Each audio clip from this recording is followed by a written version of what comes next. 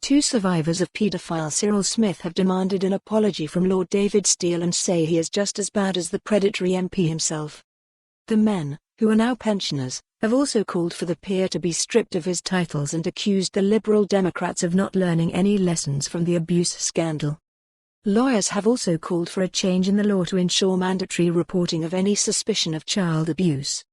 Survivors launched the scathing attack on Steele, Scotland's first presiding officer, days after an inquiry determined that he knew of Smith's abuse and did nothing about it.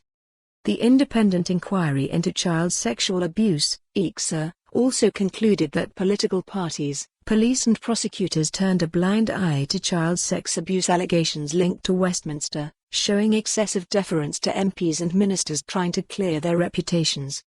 In a 170-page report, IICSA dismissed that there was any organised Westminster paedophile network. Steele, 81, resigned from the Liberal Democrats and retired from the House of Lords within hours of the IICSA releasing its damning report on Wednesday, but insisted he was being scapegoated and knew nothing about Smith's crimes. One of Smith's victims, now in his 70s, gave evidence to the inquiry in 2018 over the abuse Smith subjected him to as a child at Cambridge House, a hostel for working boys in Rochdale. He wanted his identity to remain anonymous, a legal right given to any victims of sexual abuse. He said, "To me, Steele is just as bad as the person who committed the crimes.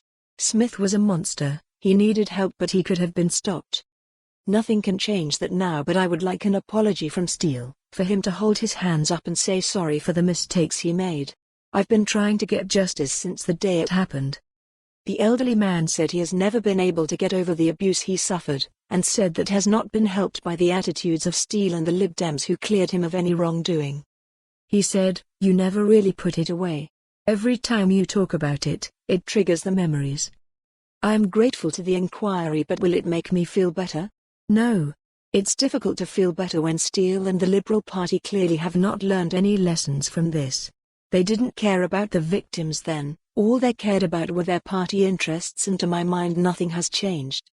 Another man, who attended the Knowlview School in Rochdale where he was abused by Smith, said it was obvious that Steele knew about his behavior.